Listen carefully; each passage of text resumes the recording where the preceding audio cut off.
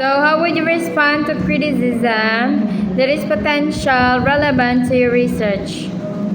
While it's true that qualitative research often has limitations in terms of generalizability, the phenomenological approach in this study was chosen to gain a deep and nuanced understanding of the data. Okay, next. What are the next steps in these lines of research and what future studies would you recommend based on your findings?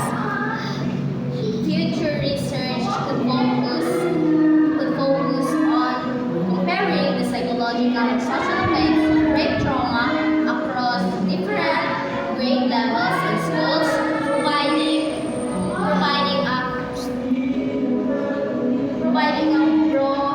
Ate, tigtag itong mga nakasaksak. providing a broader understanding of the issue. Can you explain the core problem of your research addresses and why it's significant? The core problem of this research addresses social effects of brain trauma on American students and Dani Pangilinan events. Next, what are the key limitations of your methodology and how did this limitation influence your findings? One key limitations of the methodology is the use of a qualitative phenomenological approach which, while rich in detail, does not provide quantifiable data. What are the practical implications of your findings and how might they be applied in real-world settings?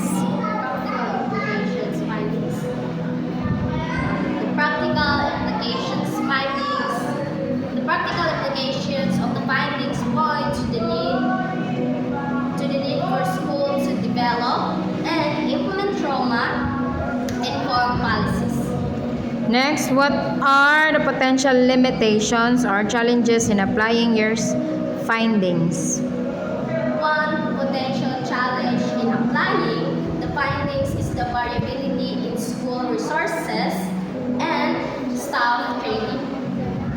What are the next steps in this line of research and what future studies would you recommend based on your findings? Next step, How did you ensure the validity and reliability of your data collection methods? to ensure the validity and reliability, the study employed semi-structured interviews and focus group discussions, which are flexible but structured enough to capture key themes and experiences.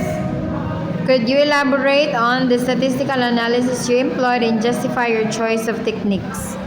Since the study follows a qualitative phenomenological approach,